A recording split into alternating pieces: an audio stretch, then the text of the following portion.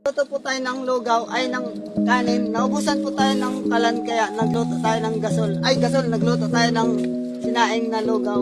Nagluto tayo ng kanin pero dinagdagan ng tubig kaya nalugaw guys.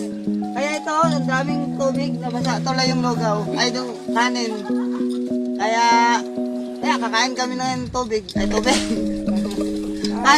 kanin na lata. Hindi po siya masunod. At least hindi siya hilaw guys. No? Dinagdagan ko ng basa ay ng tubig para mahilaw. Ay maluto. Salamat guys. Buwang